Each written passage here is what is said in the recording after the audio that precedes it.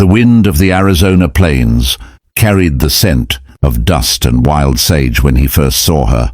Nathan Cole wasn't a man who talked much. Words came hard to him the same way trust did.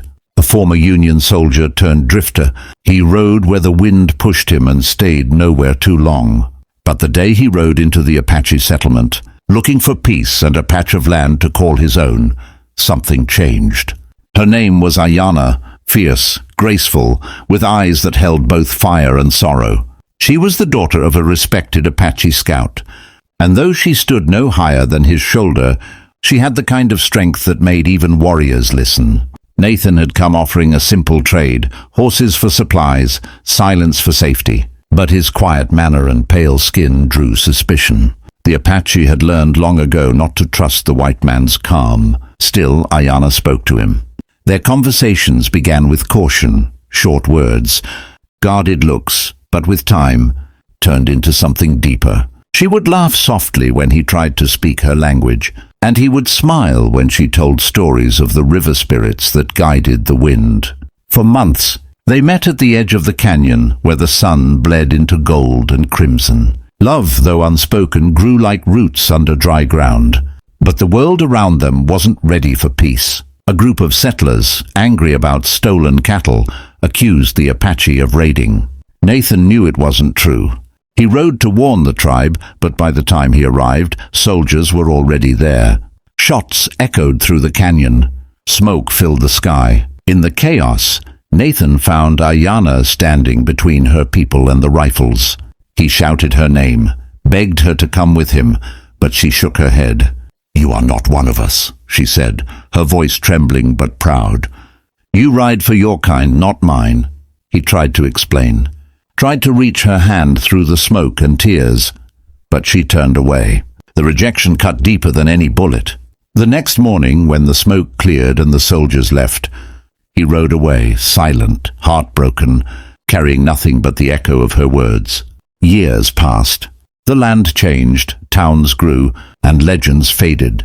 But Nathan never forgot the woman who looked at him like he was both a threat and a promise. He built a ranch far north, buried himself in work, and tried to forget her face. But every dawn, when the sunlight touched the red cliffs, he saw her shadow in the glow. He heard her voice in the wind. He swore he'd never return, until the news came one winter morning. The old Apache lands were being burned again, this time by new men, greedy for silver and land. The tribe had no allies left. Something inside him, maybe guilt, maybe love, awakened like fire in dry grass. He strapped on his gun belt, mounted his black stallion, and rode out. 5 years had changed him from a quiet drifter to a leader of men, ranchers, ex-soldiers, and native allies who followed him out of respect, not fear.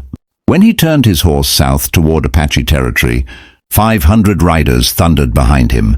Nathan Cole was coming home, not for revenge, but for redemption. The desert hadn't changed much in 5 years. The same endless stretch of golden sand, the same red cliffs that burned under the sun like living flame. But Ayanna had changed. She was no longer the carefree daughter of a scout. She was the leader of what remained of her people. The raids, the sickness, and the betrayal of treaties had taken nearly everything. Her father was gone, her village burned twice, and she carried the weight of survival on her shoulders. Each day she trained the young ones to fight, to hide, to endure.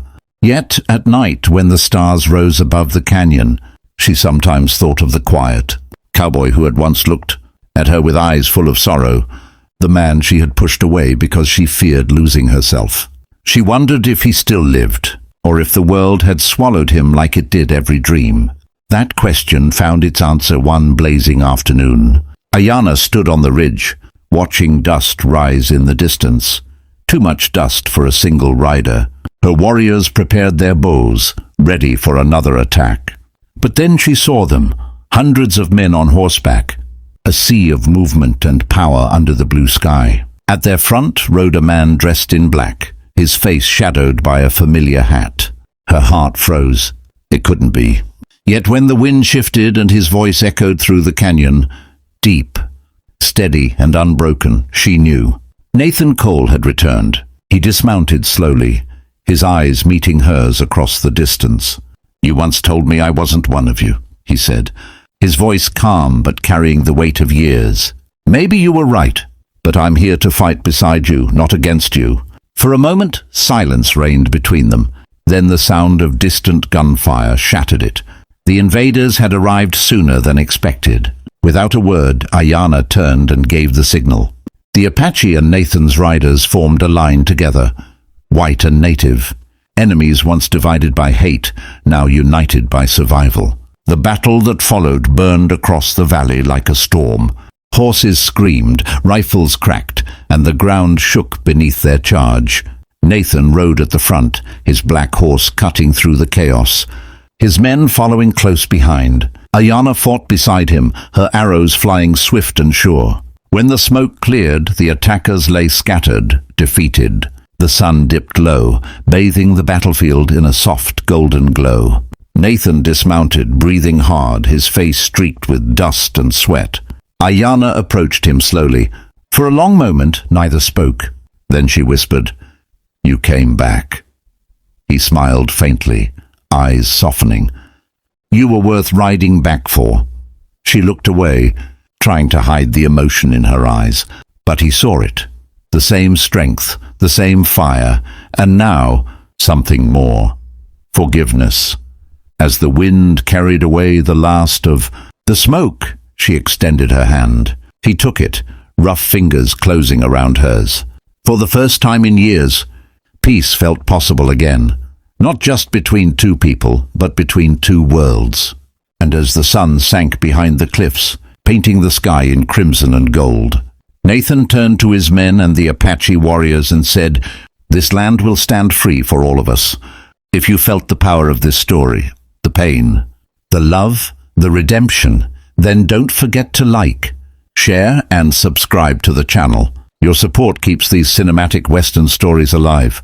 Every subscription helps bring one more tale of courage, loyalty, and love from the Old West to your screen."